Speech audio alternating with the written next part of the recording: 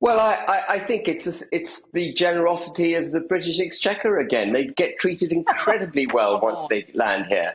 The cost of housing these illegal migrants, which is what they are, is about £4 billion a year, and that's only because we put them up in decent hotels, feed them, clothe them, look after them. Decent hotels. We put them up in army barracks. Scott, if you wanted to get into UK during lockdown, you couldn't do it other than across the channel. But these people didn't have to do COVID tests to get into the UK. They just got in a dinghy and came across. I mean, the whole thing is a farce, frankly.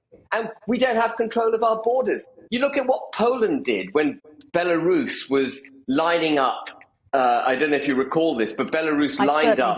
Effectively, they created a refugee crisis for Poland. I mean, come on, that was different. They left people to freeze to death. Well, no, hang on. They succeeded in stopping a people smuggling operation which had political support from the Belarusian presidency, and they succeeded in turning the tide, and people ended up flying back to Iraq, etc. But that was easy because it was a land border. We've got the English Channel to contend with, which we've always assumed hitherto was freighted with advantages until we realised 2, 3, 4, 5 years ago that people weren't just coming over during high summer when the waters were passive, but actually they're coming round the clock all year round. So I'll come back to my original question. Both of you will just wind this up. We're talking about Rwanda.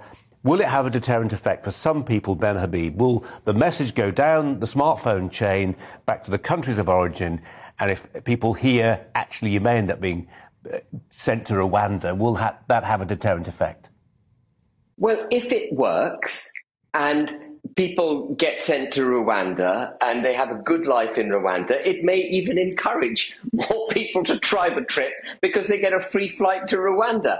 And the notion that it's going to deter people from coming to the UK is predicated on going to Rwanda being an awful outcome.